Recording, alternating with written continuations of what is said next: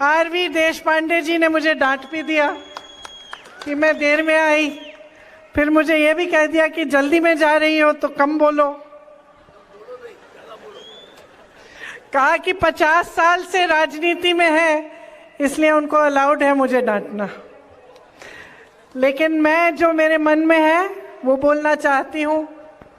सबसे पहले तो मैं ये कहना चाहती हूँ कि कुछ दिनों से मैं कर्नाटका में प्रचार कर रही हूँ और पहले कभी मैंने इतना समय कर्नाटका प्रदेश में नहीं गुजारा। यहाँ आकर बहुत ही खुशी होती है। कितना सुंदर है आपका प्रदेश, आप सबको बहुत गर्व होगा और पूरे देश को आप पे गर्व है। और खास तौर से यहाँ दांडली आके देखा कि यहाँ आसपास में कितना जंगल है, ऊपर से हवाई जहाज से दिखता है, बहुत सुंदर। और मुझे इस बात की बहुत खुशी हुई है सुनकर कि ये एक मिनी इंडिया है, यहाँ सब प्रदेशों के लोग हैं, कई भाषाएं हैं और आप सब मेरी बातों को समझ भी सकते हैं। लेकिन सबसे बड़ी खुशी तो ये बात सुनकर हुई कि आप सब मिलजुल कर एक साथ खुशी से रहते हैं। और आज के भारत में ये एक बहुत बड़ी बात है। आपने एक बहुत बड़ा मिसाल कायम किया है, क्योंकि आपको मालूम है कि आज की जो राजनीति है वो सबका ध्यान भटकाने वाली राजनीति है।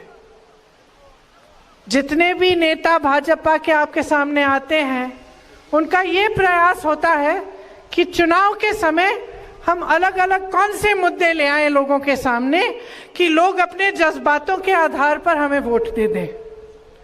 और मेरी सबसे बड़ी शिकायत यही रहती है कि जो चुनाव है वो आपके मुद्दे पे होना चाहिए।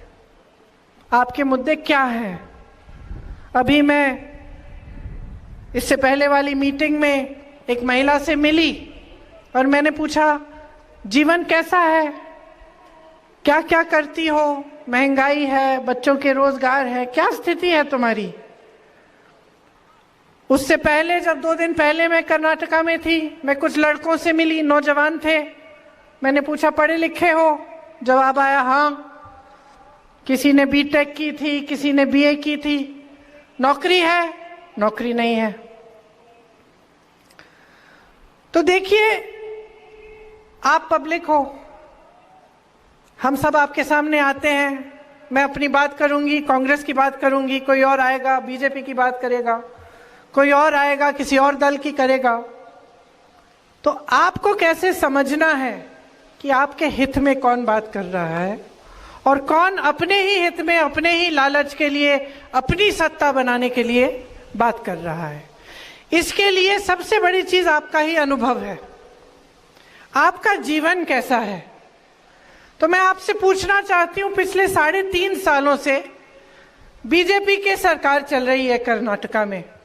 कुछ दिनों पहले मैं टीवी देख रही थी, मैंने देखा कि गृह मंत्री जी आए थे। उन्होंने 4 उम्मीदवारों को, बीजेपी के उम्मीदवारों को इसी तरह से मंच पे खड़ा किया और मंच पे खड़ा करके ये कह रहे थे, कर्नाटका की जनता, आप अपने प्रदेश को हमारे हवाले कर दो, इनको छोड़ दो, हमारे हवाले करो, मोदी जी के हवाले करो।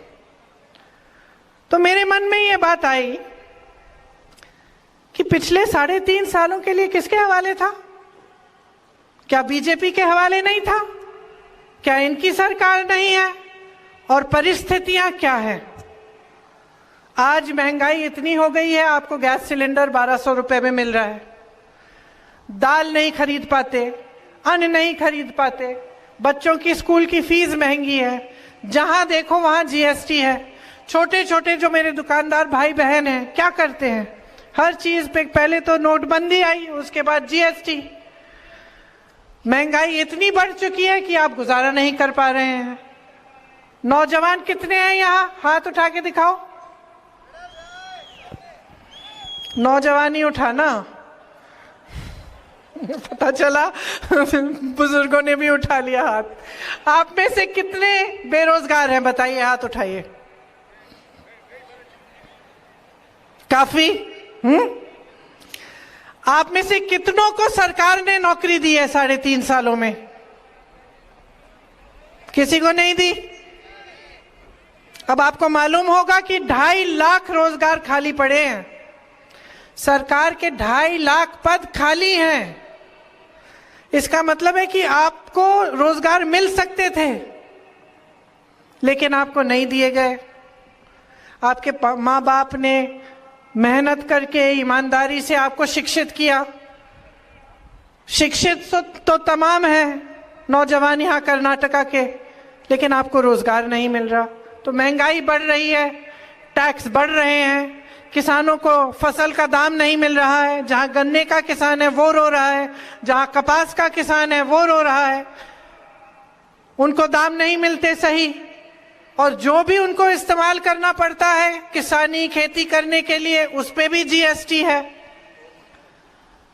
कोई बड़े संस्था नहीं बनाई है, कोई नए नए अस्पताल नहीं बनाए हैं, शिक्षा के नए नए केंद्र नहीं बनाए हैं। जो है वो पहले बनाया गया था। अभी मैं यहाँ आ रही थी, मुझे बताया गया था कि मनरेगा ने कितना फायदा किया, कि जो कांग्रेस की ये योजना थी उससे ही कोविड के दौरान आपका गुजारा हुआ। और आज परिस्थितियां ये हैं कि आपके लिए कोई योजना नहीं है। और जो हमने शुरू की थी, जैसे अन्न भाग्य वाली योजना, जिसमें आपको अन्न मिलता था मुफ्त का, आज मैं जिस महिला से मिली मुझे बता रही थी कि वो जो चावल मिलती है वो खा ही नहीं सकती, उसमें मिलावट है। तो ये परिस्थितियां हैं आज। आप मेहनत से कमाते हो, ईमानदारी से काम करते हो, अपने बच्चों की परवरिश करते हो, क्योंकि आप चाहते हो कि आपका भविष्य मजबूत बने। आपका एक ऐसा प्रदेश है जिसमें सब कुछ है। मुझे याद है मेरे पिताजी कहते थे, जब मैं 16-17 साल की थी, वो कहते थे कि बेंगलोर, हैदराबाद जैसी शहरें दुनिया में प्रसिद्ध हो सकती हैं। उस समय किसी को समझ नहीं थी इन बातों की, तो हम पूछते थे कि कैसे? तो उन्होंने कहा कि अंग्रेजी इंग्लिश बोलने वाले लोग और शिक्षित लोग इतने हैं बेंगलुरु में कि यहाँ पे टेक और जो भविष्य का काम है सबसे ज्यादा हो सकता है। आज वही हो रहा है, क्योंकि किसी की ऐसी सोच थी उस समय कि आपको कैसे आगे बढ़ाया जाए। तो हम जब चुनाव में इस तरह से आप लोग आते हो हमारी बातें सुनने के लिए, तो आपको ये समझना चाहिए कि जो सरकार आप बनाने जा रहे हो, इसकी आपके जीवन में क्या भूमिका रहेगी। अगर सरकार अच्छी होती है तो बहुत ऐसी चीजें हैं जिनमें आपको सुविधा मिलती है, चाहे वो बच्चों की शिक्षा हो, चाहे इंफ्रास्ट्रक्चर हो, चाहे नए रोजगार हो, चाहे किसानों के लिए स्कीम्स, या छोटे दुकानदारों, छोटे बिजनेसों के लिए मजबूत करने के लिए जो स्कीम्स हो। बहुत सारी ऐसी चीजें हैं जो एक ईमानदार और अच्छी सरकार कर सकती है। लेकिन आज 3.5 साल से भाजपा की सरकार चल रही है, और आपको तो मालूम होगा कि हमने उसको एक नाम दिया है, 40% सरकारा। 40% सरकारा का क्या मतलब है? मतलब है कि 40% आपको लूट रही है। हमने एक अनुमान बनाया, कर्नाटका प्रदेश से इस सरकार ने 1.5 लाख करोड़ रुपए लूटे हैं। आप सोच सकते हैं 1.5 लाख करोड़ रुपए आपसे लूटे गए हैं। कैसे? हर पोस्ट, हर पद के लिए रिश्वत, हर भर्ती के एग्जाम में घोटाला, हर प्रोजेक्ट में 40% ले रहे हैं, कॉन्ट्रैक्टर्स आत्महत्या कर रहे हैं, चिट्ठी लिखते हैं प्रधानमंत्री को, कॉन्ट्रैक्टर्स, स्कूल के मैनेजमेंट एसोसिएशन, प्रधानमंत्री जवाब ही नहीं देते। एमएलए के बच्चे पकड़े जाते हैं, उनके घर में 8-8 करोड़ कैश पड़ी है, उन पे कोई कार्रवाई नहीं होती। उसके बजाय उनके पिताजी एक परेड निकालते हैं ये कहने के लिए कि तुम हमें छू नहीं सकते। हम भ्रष्टाचार सिर्फ करेंगे नहीं, खुल के करेंगे, सिर्फ लूटेंगे नहीं, खुल के लूटेंगे, तुम कुछ नहीं कर सकते। ये कहा जा रहा है आज आपको कि आपको लूट सकते हैं, आपको धोखा दे सकते हैं, और आप कुछ नहीं कर सकते। तो मैं यहां किस लिए आई हूं? मैं आपसे ये कहने आई हूं कि आप कुछ कर सकते हैं इसके बारे में, आप बदलाव ला सकते हैं, आप अपने भविष्य को बना सकते हैं। निकाल दीजिए इनको। आपको हर स्तर पर लूटा है। ये 1.5 लाख करोड़ रुपए, इनसे 100 एम्स बन सकते थे आपके लिए। जाने कितने किलोमीटर मेट्रो बन सकती थी, कितने हजारों किलोमीटर सड़कें बन सकती थी, अस्पताल बन सकते थे, शिक्षा के संस्थान बन सकते थे। और कहां गए ये पैसे? लूट के कहां गए? किसकी जेब में है, किसके घरों में है? आपको सब कुछ दिख रहा है। आपको मन बनाना है कि आप किस तरह की राजनीति इस देश में चाहते हैं। यहां आकर एक जाति को दूसरी जाति के खिलाफ करना, एक धर्म को दूसरे धर्म के खिलाफ करना, चुनाव के समय अचानक ऐसे मुद्दे निकालना जिस पे आपके जज्बात हिल जाएंगे, आप उनके पक्ष में वोट दे देंगे, लेकिन आप फिर एक बड़ा मौका खो रहे हैं। अगर आप इनकी बातों में पड़ेंगे और आप ऐसे नेताओं को बार बार आगे बढ़ाएंगे जो आपके मुद्दों की बात ना करें और सिर्फ फिजूल के मुद्दे उठाते रहें, तो नुकसान आप ही का होगा। आज आपके मुद्दे, जैसे मैंने कहा, क्या है? महंगाई का बहुत मुद्दा है। कांग्रेस कह रही है कि अगर आप कांग्रेस की सरकार लाएंगे तो महंगाई पे रोक लाएंगे, और सिर्फ ये नहीं, आपकी मदद करेंगे। आज मेरी बहनें जो सारी वहां पे बैठी हैं, कितना संघर्ष करती हो आप। घर भी चलाती हो, जॉब भी करती हो, खेती भी करती हो, घर आके सबका देखभाल भी करती हो। सबसे बड़ा बोझ समाज कर आपके कंधों पे है, और सबसे कम सहायता समाज आपको देता है ना? तो कांग्रेस कह रही है कि इतनी महंगाई से सबसे ज्यादा कौन जूझा है? मेरी बहनें जो घर संभालती हैं। तो हम चाहते हैं कि हर महीने गृहस्थ महिलाओं को 2000 रुपए प्रति माह मिलना चाहिए, हर महीने मिलना चाहिए। हम करवाएंगे ये। इसको गृह लक्ष्मी योजना का नाम दिया है। गृह ज्योति है, जिसमें हम कह रहे हैं कि हमारी सरकार आएगी तो 200 यूनिट मुफ्त में आपको बिजली मिलेगी। नौजवान इतने सारे यहां हैं, एक ने हाथ नहीं उठाया कि सरकार ने आपको रोजगार दिया। हम कह रहे हैं कि 2.5 लाख जो खाली पद पड़े हैं उनको हम भरेंगे, आपको रोजगार मिलेगा, आपको मजबूती देंगे, आपके छोटे व्यापार, छोटे दुकानदारों को मजबूती देंगे। जिन्होंने ग्रेजुएशन किया है लेकिन अभी तक नौकरी नहीं पाए हैं, उनको हर महीने 3000 रुपए सरकार बेरोजगारी का भत्ता देगी। जिनका डिप्लोमा है उनको 1500 रुपए प्रति माह मिलेगा, ताकि आप भी आस्ते आस्ते अपने पैरों पे खड़े हो पाए और आप पे ये ना बीते कि आप शिक्षित हैं, आपके पास रोजगार नहीं है और बिल्कुल गुजारा नहीं कर पा रहे हैं। देखो, नौजवान का आत्मविश्वास रोजगार से जुड़ा होता है। जब वो कुछ करके आता है, घर में कुछ कमा के लाता है, तब उसे अपने आप पे गर्व होता है। जब ऐसे ही भटकता है, चाहे कितनी भी शिक्षा कर ली हो, नौकरी नहीं मिल पा रही है, तो खुद को बुरा लगता है, और उसमें तुम्हारा कोई दोष ही नहीं है। दोष सरकार का है जो आपके लिए मौके नहीं बना रही है, क्योंकि सरकार का यही काम होता है। सरकार का काम आपको एक दूसरे से लड़ाने का काम नहीं है, आपकी तरक्की का काम है। और इसी तरह से आपने जब नंदिनी बनाई, जो आपके कर्नाटका की एक कोऑपरेटिव है, आपकी मेहनत से बनी है और इतनी अच्छी है, अच्छी तरह से चल रही है। कांग्रेस की जब सरकार थी तो खूब दूध इकट्ठा होता था इसके द्वारा, और किसानों को 5 रुपए प्रति लीटर मिलता था दूध के लिए। तो इतना दूध इकट्ठा होता था कि स्कूलों में भी हम बच्चों को दूध दे सकते थे। अब आप देखिए कि भाजपा की सरकार कैसी साजिश कर रही है। ये चाहते हैं कि नंदिनी अच्छी है, फूल रही है, फल रही है। अब चाहते हैं कि गुजरात से अमूल का कोऑपरेटिव आए और इसको हड़प ले। तो क्या कर रहे हैं, नकली शॉर्टेज पैदा कर रहे हैं। कहने लगे हैं कि दूध इकट्ठा नहीं हो रहा है। अरे भाई, जब 3 साल पहले इतना दूध इकट्ठा हो रहा था कि स्कूल के बच्चों को मुफ्त दे पा रहे थे, तो अब कैसे गायब हो गया?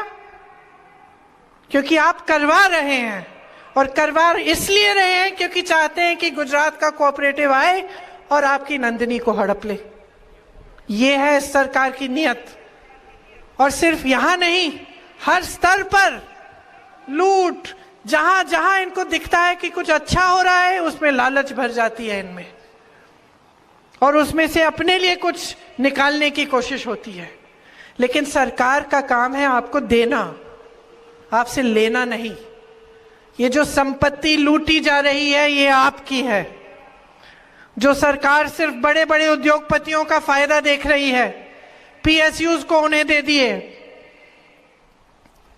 तमाम जो लोन है उनके लिए मुफ्त होता है, उनसे कुछ नहीं लेते, उनसे नहीं मांगते वापस। वो फूल रहे हैं, फल रहे हैं। एक अडानी की कमाई 1600 करोड़ रुपए एक दिन में, और भारत के एक किसान की कमाई 27 रुपए एक दिन में। और भारत की जितनी भी संपत्ति है सारी बड़े बड़े उद्योगपतियों को दे दी है। तो जब सरकार की नीयत ये होती है लूट, लालच, सत्ता, तो यही होता है। और इसे ठीक करने के लिए जनता को खड़ा होना पड़ेगा। जिन नौजवानों को रोजगार नहीं मिला है, अपना हक मांगो। जिन महिलाओं को कुछ नहीं मिलता, महंगाई से तरस रही हैं, अपना हक मांगो। जिनको लड़ाया जा रहा है एक दूसरे से, जाग जाओ।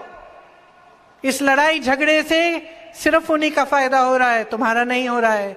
चाहे तुम हिंदू हो, मुसलमान हो, सिख हो, ईसाई हो, कुछ भी, फायदा सिर्फ उन्हें हो रहा है। और जितना इनकी बातों में आप पढ़ते चले जाएंगे, उतना नुकसान इस प्रदेश का, इस देश का होते चले जाएगा। आज आप महंगाई से जूझ रहे हैं, आपकी सहायता के लिए कुछ नहीं है। शेर देखने के लिए प्रधानमंत्री कर्नाटका आ जाते हैं, लेकिन आपकी समस्याओं को सुनने के लिए नहीं आते। चुनाव के समय आ जाते हैं, लेकिन जब इनकी सरकार चल रही है तो लूट को होने देते हैं। लूट से कोई परहेज नहीं है। और जब देखो आपका ध्यान इधर उधर भटकाना, अपने ध्यान को मत भटकने दो। तुम इस कर्नाटका की धरती के बेटे हो, इस कर्नाटका के धरती की बेटियां हो, शिक्षित हो, सक्षम हो, आत्मविश्वास है आप में, पूरे देश को गर्व है आप पे। खड़े हो जाओ, जागरूक हो जाओ। एक ऐसी राजनीति लाओ अपने प्रदेश में जो आपके प्रति जवाबदेह बने। जवाब मांगो। क्या किया है आपके लिए? क्या महंगाई घटी? नहीं। क्या रोजगार मिले? नहीं। क्या नए नए उद्योग बने? नहीं। क्या लूटा? हाँ। क्या लालच दिखाई? हाँ। क्या आपका विकास हुआ? नहीं। सवाल पूछो, सबसे सवाल पूछो। आज हम यहां बैठे हैं, कल हम सत्ता में होंगे, हमसे सवाल पूछना। लेकिन ये सवाल पूछना बहुत जरूरी है, और इसी में आपका भविष्य है। इस बात को गहराई से समझो।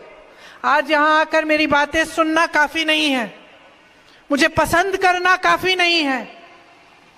गहराई से अपने जीवन के बारे में सोचना जरूरी है। अगर आपको किसी नेता पे विश्वास था अतीत में, मुझे मालूम है आप में से बहुत लोग यहां आकर मुझे इसलिए भी देखने आते हैं क्योंकि आपने इंदिरा जी को देखा था। मुझे मालूम है इसमें मैंने कुछ बड़ा काम नहीं किया है, लेकिन उन्होंने किया था। और वो जो उनकी पहचान थी कि वो एक ऐसी नेता थी जिसने दिन रात एक किया आपके लिए, जो शहीद हुई आपके लिए, लेकिन पीछे हटी नहीं और आपका ध्यान कभी नहीं भटकाया। आपके मुद्दे थे, आपका विकास था, उसके लिए काम किया। आप आज तक उसे पहचानते हो। यहाँ जो बुजुर्ग हैं, आज तक ये मुझे कहते हैं जब मैं मिलती हूं कि आपकी दादी याद है। तो ऐसे नेता हैं बहनों और भाइयों, आज भी हैं, कांग्रेस में बहुत हैं जो कर्मठ हैं, आपके लिए काम करना चाहते हैं, आपके भविष्य को मजबूत बनाना चाहते हैं। उनको पहचानो और जब मन बनाओगे कि आपके लिए एक ऐसी ही सरकार आए जो आपको आगे बढ़ाए, जो आपके लिए योजनाएं लाए, तब आपकी तरक्की को कोई नहीं रोक पाएगा। तो यहां जो मेरी बहनें बैठी हैं, अपने बच्चों के भविष्य के बारे में चिंतित रहती हैं। मैं जानती हूं, मैं भी मां हूं, मैं भी मां हूं। मैं भी अपने 23 साल के बेटे को देख के सोचती हूँ क्या करेगा, अपनी 21 साल की बेटी को के बारे में सोचती हूँ कि क्या नौकरी करेगी, अकेले कैसे करेगी। आप भी सोचते हैं, आप भी भविष्य के लिए चिंतित हैं, लेकिन आपको यह समझना पड़ेगा कि यह भविष्य आप ही के हाथों में है। और जो चुनाव आ रहा है, इसमें जो आप वोट डाल रहे हो, एक बहुत बड़ी, बहुत कीमती चीज है। इसी से आपकी जिंदगी में आसानी आएगी, आपके संघर्ष कम होंगे, विकास आएगा, इसी से महंगाई कम होगी, इसी से तरक्की होगी। ये बात आप समझ लीजिए।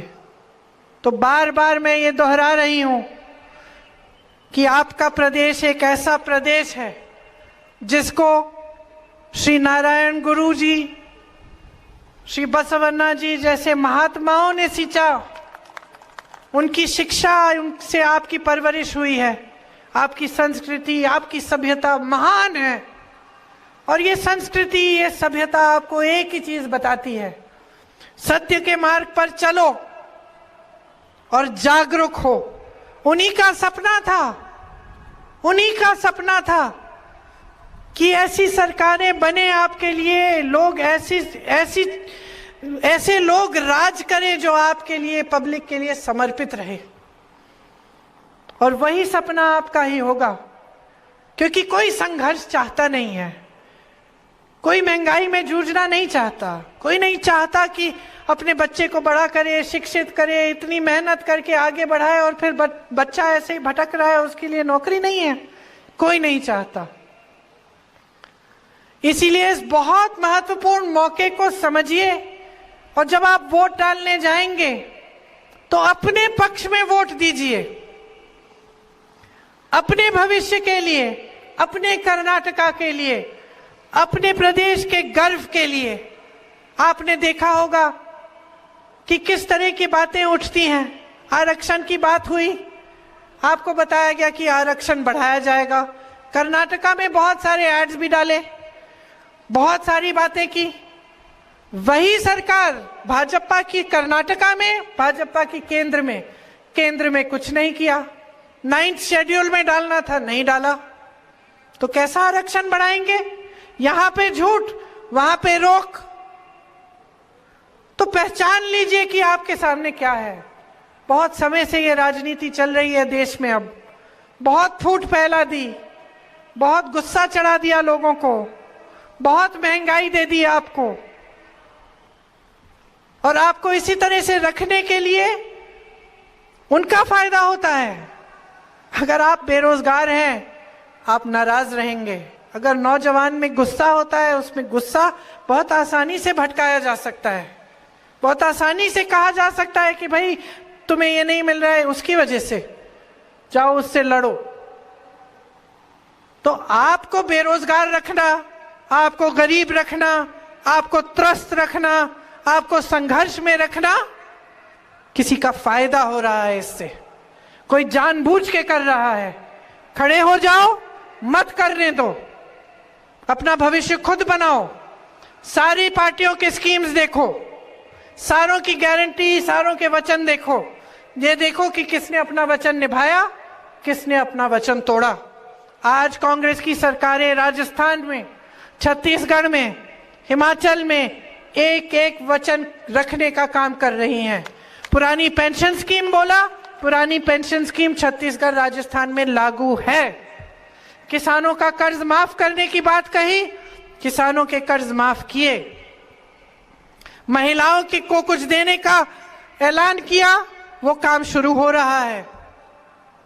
क्योंकि कुछ सरकारें ऐसी हैं जो खोखले वचन नहीं करती, लेकिन कुछ और हैं जो खोखले वचन करके भूल जाते हैं।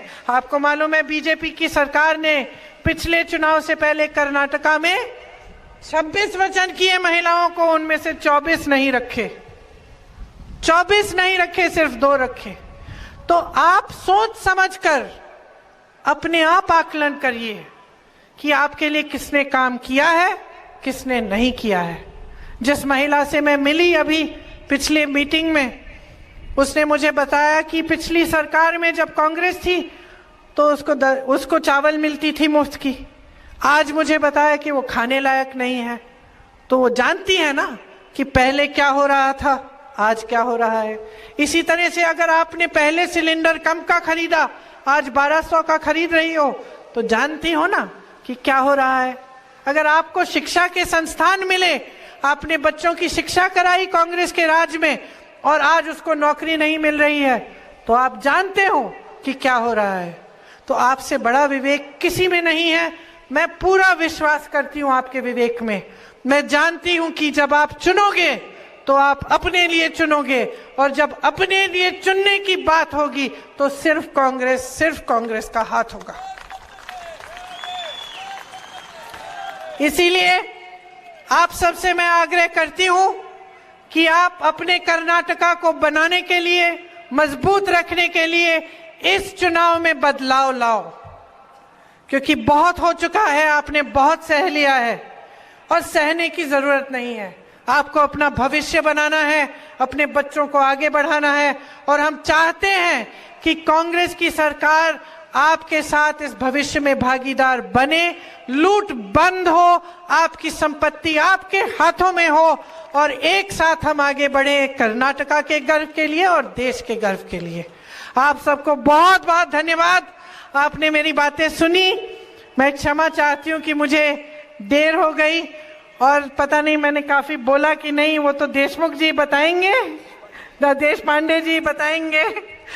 तो आप सबको बहुत बहुत धन्यवाद। मेरे साथ एक बार जोर से बोलिए, कर्नाटका की, कर्नाटका की।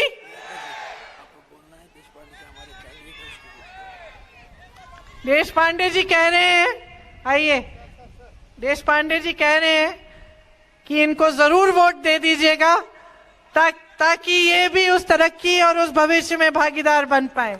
आप सबको बहुत बहुत धन्यवाद। जय हिंद।